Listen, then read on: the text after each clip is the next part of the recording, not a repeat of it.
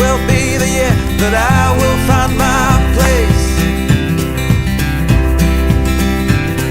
So look out world, 'cause here I come. I'm coming for you fast. What's done is done, and what's gone is gone, and my future's not my past. It's a new day for me. I feel it in my bones, I feel alive, I am set free. It's a new day for me. Nothing in this world will interfere. This is my year. Oh, this is my year. Yeah, this is my year. This is my year.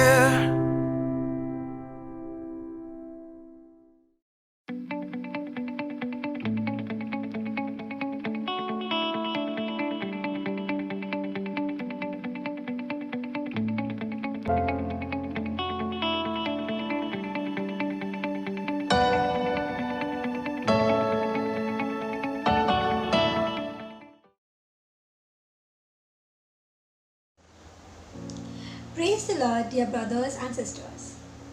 I am here with you to reflect on the Gospel for the day from the Gospel of St. John, chapter 12, verse 20 to 32.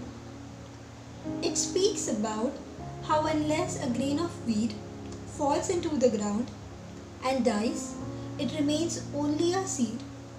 But if it dies, it bears much fruit. It goes on to describe a voice which comes from heaven and says, I have glorified the Father, and I will glorify him again.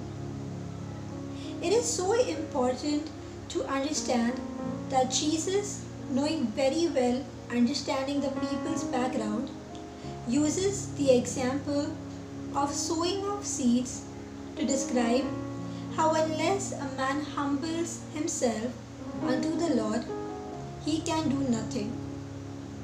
For it is said in John chapter 15, verse 5, I am the vine, you are the branches. If you remain in me and I in you, you will bear much fruit. Apart from me, you can do nothing. We are called to be humble and submissive to the will of God. I quote Philippians 4, chapter 13, which says, I can do all things through Christ who strengthens me. We will specifically focus on verse 32, which says, And I, when I am lifted from the earth, will draw all people to myself. In this scripture, we learn that Jesus was invited for a dinner at Bethany by Martha and Mary.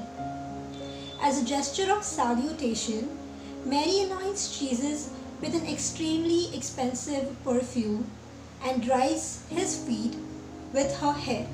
On seeing this, one of Jesus' disciples, that is Judas, complains about wastage of resources as they could have earned money through it. But Jesus had no such objections. He understands the heart of Mary and implores Judas to leave her alone as she was purifying his feet for the mission. It was a tradition in those times to wash the feet of a guest with water before sitting at table for the meal. But this washing by Mary was more of a sign of things Jesus would face. An outward preparation which signified the long walk to death on Calvary, and then the anointing of a dead person with perfumes before being laid in the tomb. We can also note Judas's desire to earn money is mentioned, something he ends up doing to betray Jesus. Now, the raising of Lazarus from the dead had brought a lot of attention, and therefore the chief priest commanded to kill Lazarus along with Jesus. So the next day, which was the day of Passover, Jesus rode on a donkey through the city as reported in the scriptures. Jesus' disciples then reported to him that the Greeks were seeking to know him. Now from the time of Jesus' birth, whenever scripture speaks of leaders and lawmakers wanting to know or worship Jesus, they simply mean they were searching for an opportunity to kill him. Jesus answers in a very unusual way. The hour has now come for the Son of God to receive great glory. And continues with the explanation that except a corn of wheat falls to the ground and dies, it will not be fruitful, but only by its death shall it bring forth much fruit. Here again, in a subtle way, Jesus is telling the disciples that he must die so that the gospel will be spread to all the earth. Jesus cries out to the Father, "Father, glorify thy name." Then a voice comes from heaven saying, "I have glorified it and will glorify it again." The people heard the voice but could not understand what was said. Jesus then said, "Now is the judgment of this world.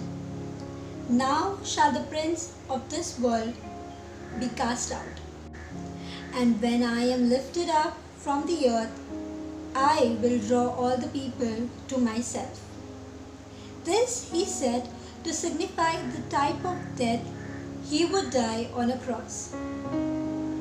In his humanity, we know that Jesus faced agony over the things that were to come, but he knew that the sole purpose for which he came to fulfill the scriptures and to spread the message of salvation through his death and resurrection. Jesus had a singular purpose for his life, which he followed until his last breath. I know that we are not perfect like Christ, and therefore could not die to save ourselves, much less for others. Sometimes we expect so much from God, but do not surrender to Him. It's like asking God to drive our lives, but not letting Him hold the steering wheel. We enjoy the wonderful things in this world that God has given us, but that is not to be our main focus for life. We all struggle to focus. We are so entangled in the web of this world that our focus is distracted away from Christ again and again. God has put each one of us in unique places to spread the gospel to all around us and to be His hands, feet, and mouth to those who need us. Let us pray. Heavenly Father, it's truly shocking to realize how man's pride can translate to disbelief. Forgive us for the times when we have not been willing to listen to your voice, and give us the grace to become attentive to your word. Strengthen us so we may sit at your feet and worship you with all that we have and with all that we are. We make this prayer to Christ our Lord. Amen. I am Saint Lawrence. If you want to grow spiritually and know more about Jesus and His teachings, please subscribe to the channel. I'm Saint Bonaventure, and if you enjoyed and learned something new, then please press the like button. I'm Saint Philomena, and I want you to please share this video with your family, friends, and all your WhatsApp groups.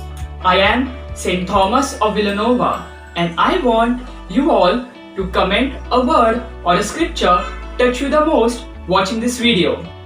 Hi friends, I am Saint Monica, and today I want to encourage you all to press the bell icon mentioned here below in order to get notified about every new spiritual content on this channel. Stay safe, stay blessed, stay connected.